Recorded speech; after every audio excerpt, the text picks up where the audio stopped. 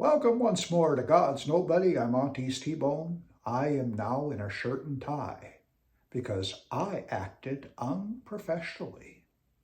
Yeah, got a phone call. Was told to dress more professionally because I acted unprofessionally in the last video. The king of unprofessionalism told me I acted unprofessionally. Okay, well, since you also verbally put me on a gag order and that I'm no longer allowed to mention the executive producer of Godsnobody, Mr. Ronald Yates, this will be the last time, so I'm going to make it good. You know, you can't sue the NFL and insist that you should be the coach of the Atlanta Falcons because you're the Falcon. No, you can't do that.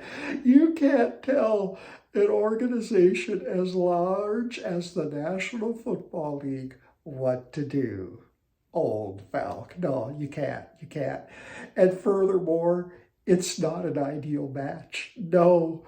The NFL is a professional organization. The Atlanta Falcons are a professional organization. They're not that old Falcon. No, they're not. And just because you're the old Falcon, you're Ronald Yates the Falcon, doesn't mean you're qualified to be the coach of the Atlanta Falcons.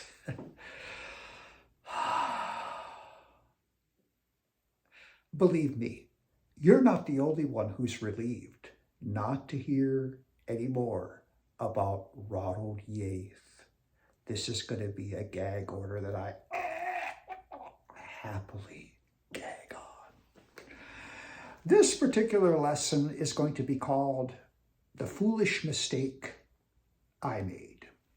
Comes from Psalm 73, verses 21 through 24, and it reads, "Thus my heart was grieved, and I was pricked in my reins. So foolish was I and ignorant. I was as a beast before thee. Nevertheless, I am continually with thee. Thou hast holden me by my right hand.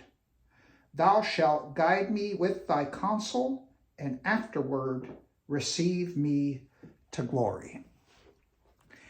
You know, one of the most difficult things about walking the narrow path with Christ is how many sins we can still do because of our flesh, and also how many things we can still do and say simply out of ignorance or unbelief. The Apostle Paul talked about that when he was really going after the Christian church before his conversion on the road to Damascus, much of the things he was doing were out of ignorance and unbelief. And, I wish I could say that, ended with the road to Damascus for many of us.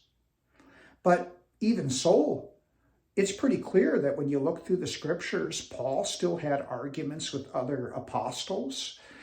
He had controversies going with different people.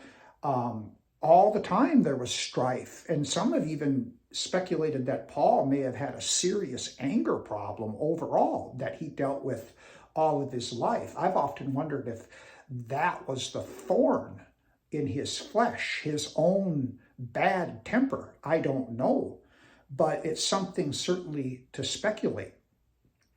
But the thing that has always given me comfort whenever I've done something in ignorance or unbelief in my walk with Christ is knowing that I'm always with him, as it says here in verse 23, and that he's holding me by my right hand.